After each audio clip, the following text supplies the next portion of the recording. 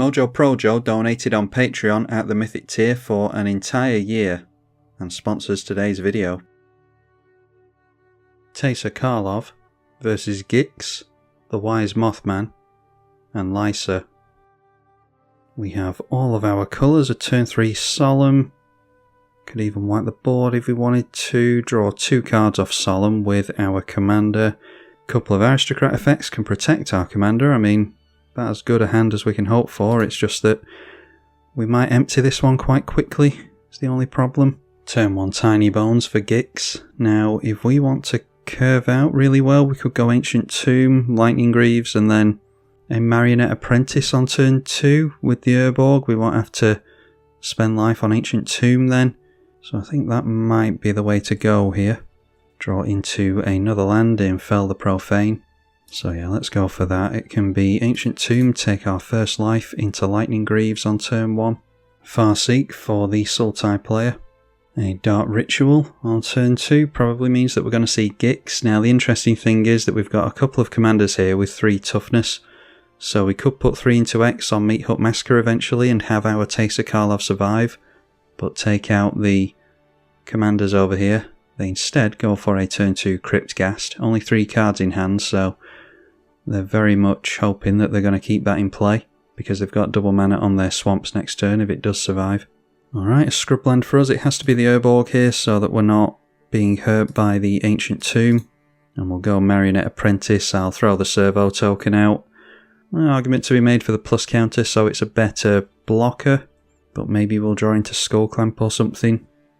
So I'll make the Servo. Talisman of Hierarchy on turn 2 means that Lysa should be able to crack the landscape on the next turn. The Wise Mothman throws out a Tireless Tracker and we will likely see a fetch land here. Nope, just a basic, but still triggers landfall with that. Makes his first clue token. The mono black player does manage to untap with his 2 swamps and makes a Nykthos. This only cares about basics. No, it's swamp. So now that we've thrown down the Urborg, the Nykthos will tap for an additional mana if they need it to. So kind of helping our opponent out here. So in comes Gix. He does have a black mana floating, so could extort us with the Spirit as well. And decides to do that, so we all go down by a life. Our opponent back up to 43. Death Toucher goes into the left, and the 2/2 goes into the left as well. So we get multiple triggers with the Gix, and Tiny Bones triggers for the first time as well. You can cast a target non-land permanent from that player's graveyard. They don't have anything in their graveyard at the moment, but still get to draw with the commander. Managed to draw into a Sol Ring, so plays that out. We'll have 3 mana available. And follows that up with a Battlefly Swarm. So just a 1/1 flyer. And can get Death Touch, easy to swing in for the Gix to draw more cards. And there we see a Sack Outlet, which might be what we wanted. We're just edging our way closer to some semblance of combos here. I think we go for Solemn Simulacrum just to get more ramp on the go. And then if we can stick Teysa and see Solemn Simulacrum die, we'll draw more cards at least. And we'll make this a Snow Covered Plains because we have the Urborg in play, so don't need to worry about black mana. And we do have Field of the Dead in this deck. So yeah, pass it there. And now if we want to go for the X into 3 on Meathook Massacre, it'll be Teysa next turn. And then the turn after 5 in total into the Massacre. So we're going a little bit slowly here, but hopefully be able to slow this player down enough for him to not be able to get back into it too quickly. A Surveil land for the Lysa player, and throws a Plains in the bin. I dare say we'll see a cracking of the Myriad landscape here. No, instead it is Thalia. That might change things. Might have been that I get down a basic or non-basic land next turn tapped anyway, so we can still afford our commander. Another clue token made by throwing in a land. And we see the Wise Mothman enter play for the first time. Comes in tapped thanks to the Thalia. And we all get rad counters. So yeah, with plenty of devotion to black here. Only 3 cards in hand at least, but we'll assume he's going to draw. He's got devotion to black of 5. Mills a swamp to the rad counter. And now it's in for attacks. We get the flyer. The Death Toucher goes down the middle. So just looking to draw 2 cards here. There we see Tiny Bones, and yeah, Farseek could go and fetch out a swamp. So they could make use of that, especially with A lack of landfall potentially. Going to draw 2 with Gix though. Does drop a swamp. And makes devotion to black. That will be 2, 4 and 5. Or actually I think he got 6 devotion there for some reason. Anyway, down comes Ayara, going to add to the devotion. Oh, of course he gets an additional black mana because of the Nykthos, doesn't he? And the fact that it's a swamp to Cryptghast. So that comes into play and triggers. We each lose a life. 4 cards in hand and holding up the mana. So we're still online for doing our Meathook Massacre trick. So I think, see what happens with the radiation. We lose a life to that as well. Unfortunately, lose out on Ophiomancer. We could draw into the Sun Titan at least. So that triggers Mothman again. Ends up with its first plus counter, thanks to us not milling a land. Let's go for Teysa Karlov. And that will come in tapped. Let's get down Fell the Profane, or actually Fell Maya in tapped as well. No point paying the 3 life because it comes in tapped regardless, thanks to the Thalia. And I think we're set up quite nicely for that Meathook Massacre next turn, so we'll see what happens during this turn cycle. Might be that someone else wipes the board. I suppose I should protect my commander with the Lightning Greaves as well. Enduring Tenacity, good to see that combo piece disappear. So another plus counter on the Mothman. And we see another Ayara. So we're down to 30 already. Feed the Swarm, blew up the Cryptghast, so this player going down below 30 takes 4 life to feed the Swarm, blowing up that creature. So good to see that spot removal used before our board wipe. If he's going to use that, he has to use it now because it's a sorcery. More landfall into the Tireless Tracker. That was a nesting grounds this time, so can move counters around with that if he wants to. A Talisman of Resilience. Infesting Radroach in tapped after that. It can't block anyway. But it's a flyer, and whenever it deals combat damage to a player, they get that many rad counters. Okay, the Wise Mothman, surprisingly, going into the left, so maybe he doesn't like Thalia or something. I would have thought he'd be concentrating on Gix with all the cards being drawn there and the high life total, but I don't know, this is a combo piece, so maybe he's worried he can just win out of nowhere. Gix triggers on the Mothman as well, maybe that's the reason he did it, in order to get more card draw. 2 radiation for this player now. So Mills, that is a swamp, and we've seen similar decks here. This is another piece of the Sanguine Bond Exquisite Blood combo. Bloodthirsty Conqueror, a new version of getting that combo going. So still has a rad counter on him there. The flyer in down the middle, Ayara is the same, the Death Touch is the same as well. So we'll see if this Tireless Tracker bothers to block, probably not. Noteworthy that with this board wipe that we're doing, we would see the back of the Infesting Radroach, but the Mothman would survive. 3 triggers on Gix. Tiny Bones, they still have access to that Farseek if they want. Now with Tiny Bones you can use mana of any type, so they could just tap down the Sol Ring to cast the Farseek, which would be an easy way of doing it. Anyway, they end up at 8 cards in hand here. So thankfully they've managed to stick their Gix for this length of time and rebuild the cards in their hand. Managed to make a 5th swamp by turn 5, and now had 11 mana floating thanks to the Nykthos. He's going for something big here. Hopefully it's not a Torment of Hailfire this early. Yep, that's what it is. X is 9 on a Torment of Hailfire. So starting to sacrifice clue tokens over here. We'll take it in turns on what decisions we make as we go around the board. So we could go 8 times 3. Is going to knock us down by 24 life, leave us at 6. I'll discard Kambal for now, and maybe just risk getting rid of the Scrubland as well. I'm remiss to get rid of our only sack outlet, just in case we can get some kind of combo going at some point. So I'll just start taking life for now. So that is the 3rd resolution of Torment of Hailfire, so we've got 6 to go. 5, 4, 3, 2... and this will be the last one, I think. I hope. Oh no, there is one more. Oh, it says there, 9 of 9 in tiny writing. I'm trying to maximise the number of triggers we get with Meathook Massacre, so I'm wondering if to just give up on the servo token or not. I suppose it doesn't matter if we sacrifice Solemn for card draw, then we've got more choice of what to do next turn. Although we do double up on the creatures dying. I'm going to lose 3 life against my better judgment, so we go down to 9. Tireless Tracker not going to go down to the Meathook Massacre anymore. But I would hope that we don't get one-shot by these things, just because we're at a low life total. because I don't fancy this guy's odds of taking out the mono black player with all the mana he's got available to him. You'd think that he would need it to be a 2-on-1 or a 3-on-1 even. Okay, there's a swamp for us and they come in untapped now.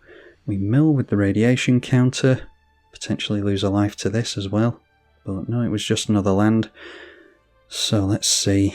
We'll only have 2 mana left up even if we put the life into Ancient Tombs, so I think we just go for X is 3 into Meathook Massacre.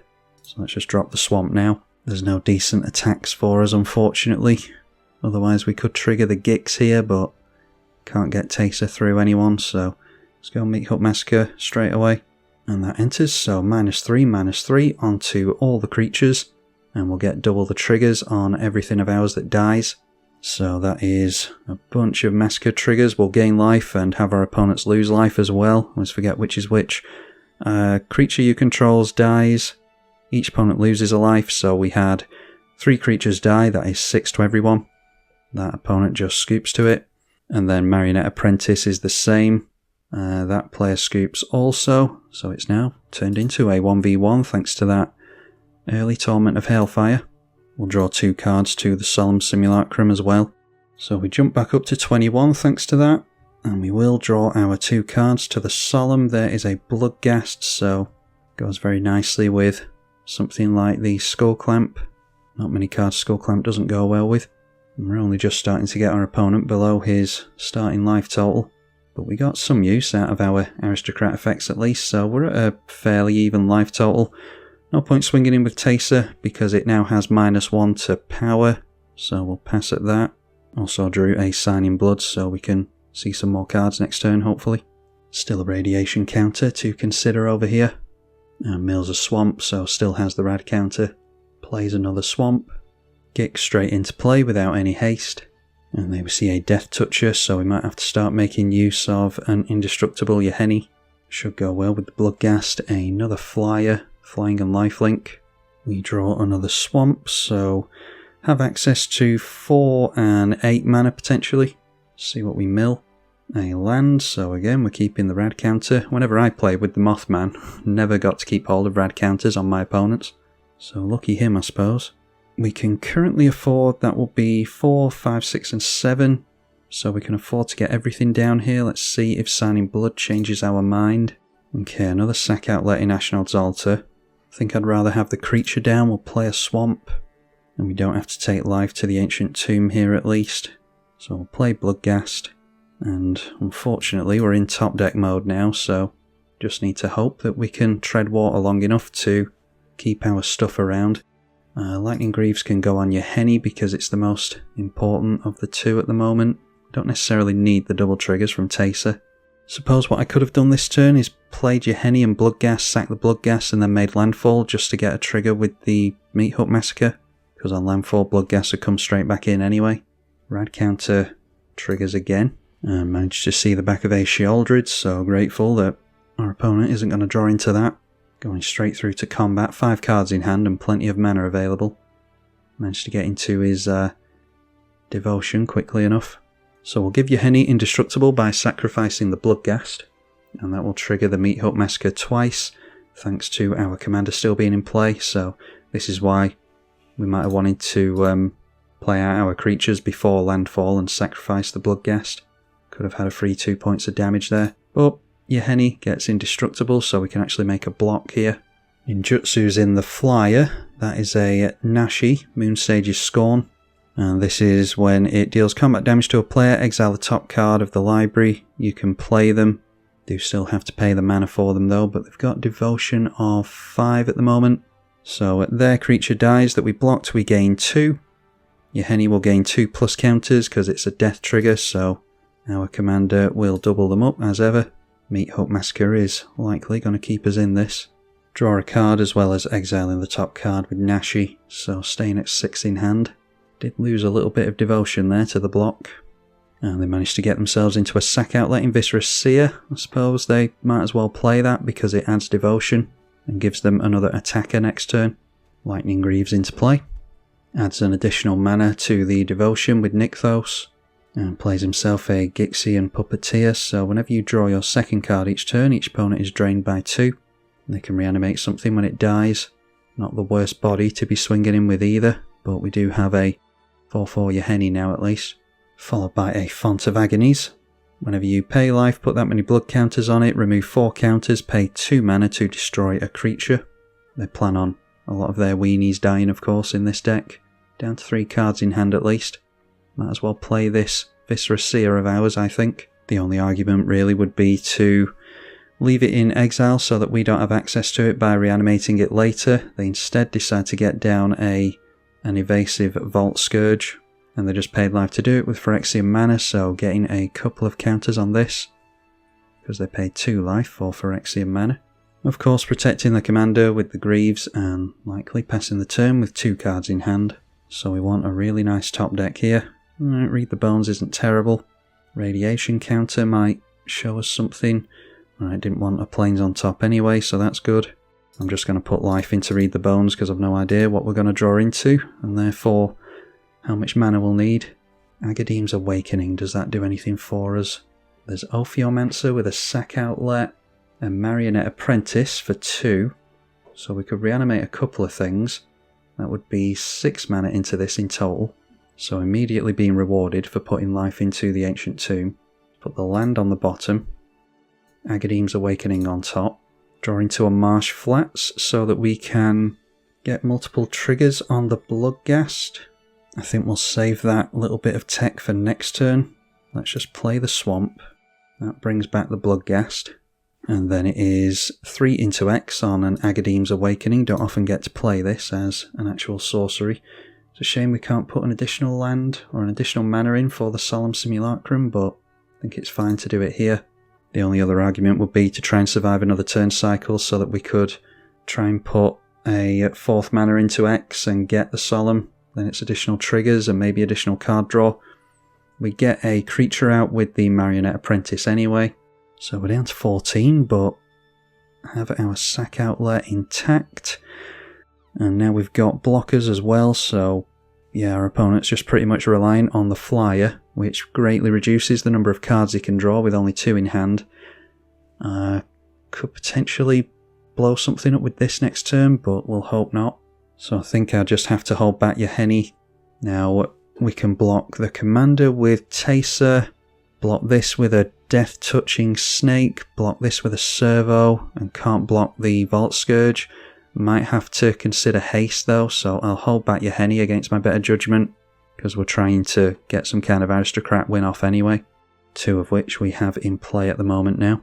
So Ophiomancer triggers for the first time, making us a snake token, and that will have lifelink and vigilance as well as death touch, thanks to our commander. Alright, and there's a Rogue's Passage, so that's the argument for us swinging in with Yahenni previously. I think we might actually have our opponent here already. Have to consider the lifelink here, because they'll lose 4 life per creature that goes down, as long as our commander survives. We'll allow them to attack him with the Nashi here, try and make them use up their mana, because they've still got 2 cards in hand. They could do something to Teysa. Going to lose the 3 mana that they just floated to the Nykthos. So let's see how they want to attack, see if it makes any difference to us. Swinging with Vault Scourge and an unblockable Nashi. So in response to that, let's sack the Bloodghast. That can't block anyway. In fact, nothing can block here. So we get 2 Meathook Massacre triggers and 2 Marionette Apprentice triggers. They would need split second in order to deal with Teysa Karlov here. So knocking them down to 16 with that 1 sacrifice alone. It was definitely worth holding on to the Yahenni, although we were going to draw Ashnod's Altar anyway. Sack the Snake, which will be replaced at every single upkeep. And that is 4 more aristocrat triggers. Might be that our opponent can gain life at instant speed, but we could sacrifice. It would probably be targeted removal, like a Tendrils of Corruption. Probably be targeted at a creature, and we can just sacrifice the creature in response, so I don't think they'll be able to gain life at instant speed here. So this will have them down to 8.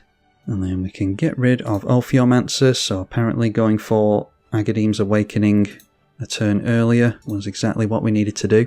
And then this triggers on another creature, so we'll have to sacrifice Teysa Karlov.